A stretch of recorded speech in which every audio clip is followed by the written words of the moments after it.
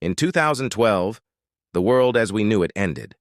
A catastrophic event, unlike anything humanity had ever seen before, wiped out civilization as we knew it. The skies turned dark, and the air turned toxic. Buildings crumbled, and the earth shook.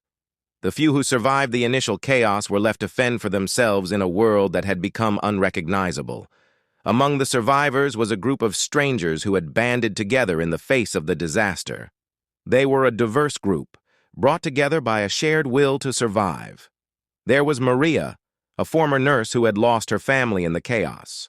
Jack, a tough ex-military man with a heart of gold. Maya, a brilliant scientist who had been working on ways to mitigate climate change. And Leo, a resourceful young man who had grown up in a rural area and knew how to survive off the land.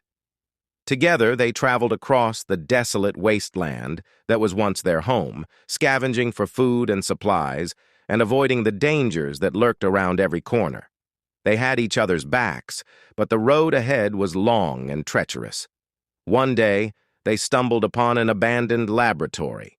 Inside, they found a message scrawled on the walls, written by the scientists who had worked there before the apocalypse.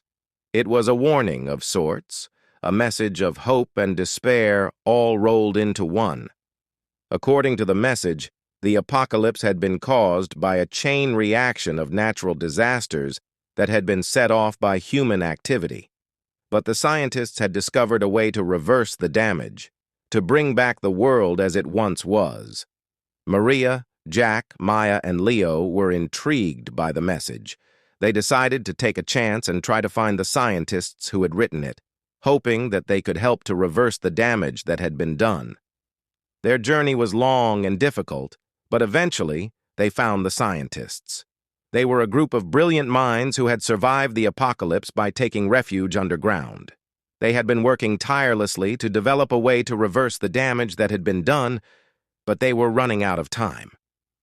Maria, Jack, Maya, and Leo joined forces with the scientists, working around the clock to develop a plan.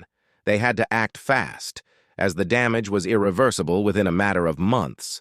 Together, they built a machine that could purify the air, and they set out to deploy it across the world. As they continued their journey, the group faced even more challenges. They had to cross treacherous terrain, such as rocky mountains and swamps filled with dangerous creatures. They had to constantly watch their backs for raiders who were becoming more desperate for resources. One night, while they were camping, a group of raiders ambushed them. They managed to fight them off, but not without losing one of their own. It was a sobering reminder of the dangers they faced and the harsh reality of life after the apocalypse. They also had to deal with extreme weather conditions, such as scorching heat waves and freezing blizzards. They had to find shelter and resources to survive these conditions, which were becoming more frequent and unpredictable. As they traveled further, they encountered other survivors who were also struggling to survive. Some were friendly and joined their group, while others were hostile and tried to steal their supplies. The group had to navigate through these interactions, trying to keep their supplies and protect themselves without resorting to violence. But they pushed on, driven by the hope that they could bring the world back to life. Finally, after months of hard work, they succeeded. The air cleared and the skies turned blue once again. Plants began to grow and animals returned to the world. The survivors emerged from their hiding places, blinking in the sunlight and marveling at the world that they thought they had lost forever. For Maria, Jack, Maya, and Leo, the journey was over, but the work was just beginning. They had saved the world, but they knew that they had to work hard to keep it alive.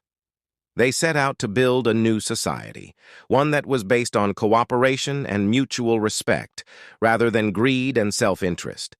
They knew that they couldn't go back to the world that they had lost, but they were determined to build a new one, a better one for themselves and for future generations.